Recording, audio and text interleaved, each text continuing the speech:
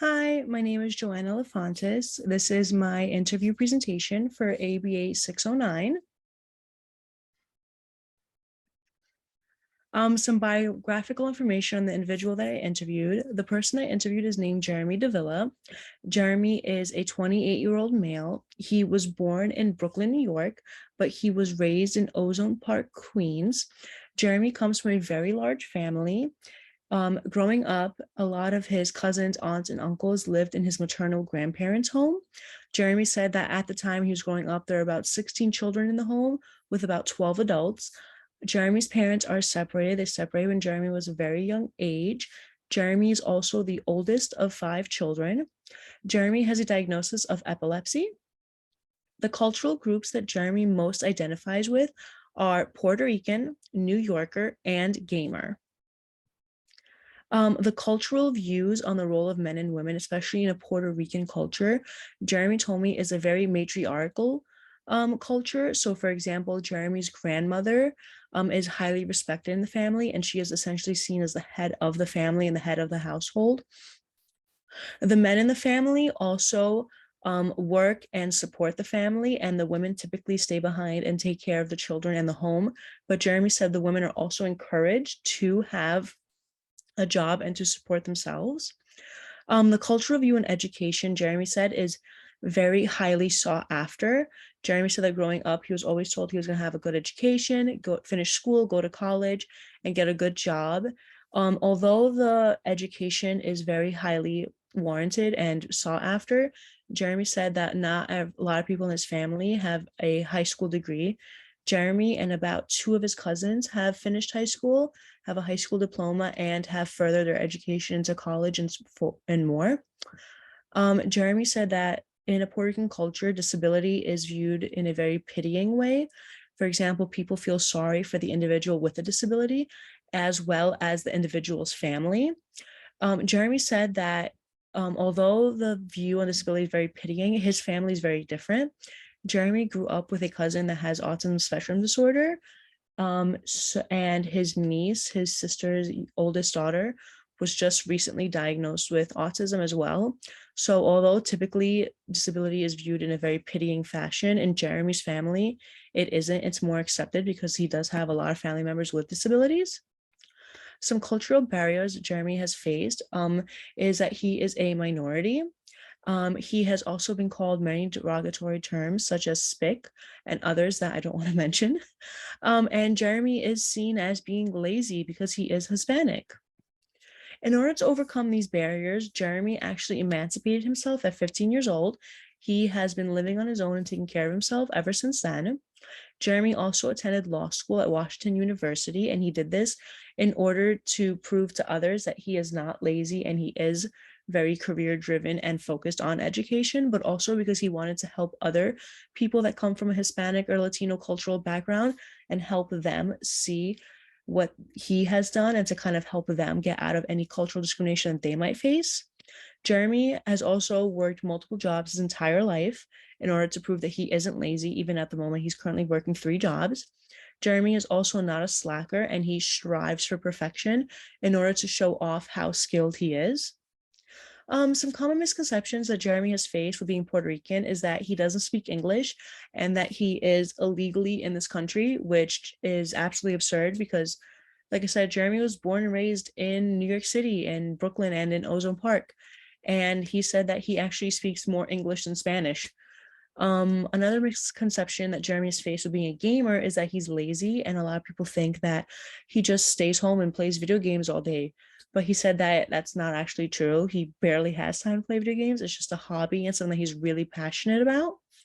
A misconception about being a New Yorker, Jeremy said, is that he has a very big attitude and that he's very rude and loud, which is actually quite the opposite of who he is. He's very self-reserved and keeps to himself a lot. Some characteristics of a work environment that Jeremy said that he thinks will be really helpful will be strong communication between teams. Growing up, Jeremy said that he has worked in a lot of different jobs, and he has had instances where there was not strong communication between teams. And he said that he did not like that, and that's not something that he wants to encounter ever again. Another characteristic that Jeremy would like in a job is a fair wage, because Jeremy says that he has discovered that he has been paid lower than some of his other coworkers who are Caucasian or of a different cultural background. And he says that's super unfair because he's doing the same job as them, if not doing more than they were doing, and they're getting paid a higher salary or a higher wage than he was. Jeremy also said that he really wants an environment in which constructive criticism is accepted. So, for example, he wants to receive constructive criticism from others, but he also wants to give constructive criticism to others without being perceived as being rude or bossy or just trying to control everything. Cultural discrimination. Jeremy has actually faced quite a bit of discrimination in his life. He told me a story about the first time he was ever stopped by police. He was 15 years old. He was walking to school in the morning. It was high school. He was wearing a baseball cap that had a Puerto Rican flag on top of it. And Jeremy was stopped by a police officer who began to call him derogatory terms such as a spick and a Puerto Rican faggot. And Jeremy was then arrested and brought into the precinct. Jeremy said that he was trying to communicate with other police officers and trying to figure out what was going on, why he was in jail. And nobody really was giving him any attention or any time of day. They were just kind of ignoring him in a sense. And then eventually he found out that he was arrested because he did not provide a valid proof of ID to the police officer, which is kind of ridiculous because at the time he was only 15 and he said that he didn't even have a valid state ID otherwise besides his high school ID. Jeremy also said that he has faced a lot of discrimination in school. So growing up, especially in elementary school, Jeremy was in a very predominantly white Italian American neighborhood. So his elementary school was predominantly Caucasian Italian American students and faculty as well. So he said that he noticed growing up that he was treated differently by a lot of the teachers, especially, and by other kids. And that he was blamed for a lot of things that he didn't do, and that he wasn't given as many opportunities as some of his classmates. He said that he realized from a very young age that he was exposed to discrimination and that things were very different for him compared to other students. And it was something that he learned very early on and something that he's just accepted and moved on from. To talk about Jeremy's epilepsy. Jeremy was diagnosed with epilepsy at 20 years old. He said that his first seizure was so severe and such a high magnitude that he actually developed amnesia as a result from it. For about 6 months after the first seizure, Jeremy did not know who he was, where he was, basically anything about himself or anything about others. And he had to rely on his family, his mother, and his friends to take care of him, essentially. Jeremy also said that he actually, from before he suffered his first seizure, he doesn't remember a lot of things. So like, he doesn't remember a lot about his senior year of high school, especially like prom, graduation, any senior trips. As a result of his seizures, Jeremy unfortunately had to drop out of law school. Wasn't dropped out, as more if he was kicked, more like he was kicked out of law school, because since he had amnesia, he forgot that he was attending school and just stopped showing up to classes. When Jeremy tried to go back and explain that he was suffered a medical emergency, it was perceived as basically like he dropped out, like he didn't show up to class and that he didn't want to go to class. So he was never readmitted back into the program because others viewed it as just him being lazy and not wanting to continue his education, when it was actually quite the opposite. He had faced a medical emergency and he was having a really hard time trying to remember everything about himself. How will I use this information in my future? I now have a better understanding of a lot of the discrimination that Hispanic Americans and Latino individuals may face. I learned that they get called derogatory terms, that they face these stereotypes that are very untrue about themselves, and that they might be persecuted, they might be arrested for absolutely no reason at all. And it kind of helps me see what they go through their eyes.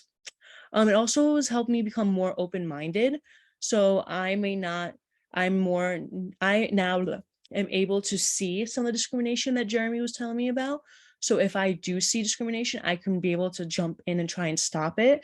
And it gives me a better picture of everything.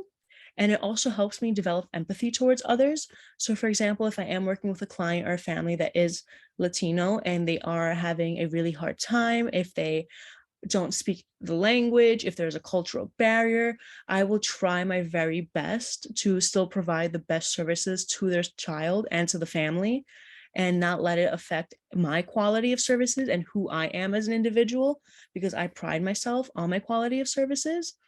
I will also try my very best to see how different families are. So, for example, Jeremy said he grew up in a very big family with a lot of people. His parents were separated, and I will be more understanding of individuals that are living in a more hectic, essentially, household compared to what I grew up in, very quiet, very reserved. Thank you for listening to my presentation. Have a nice day.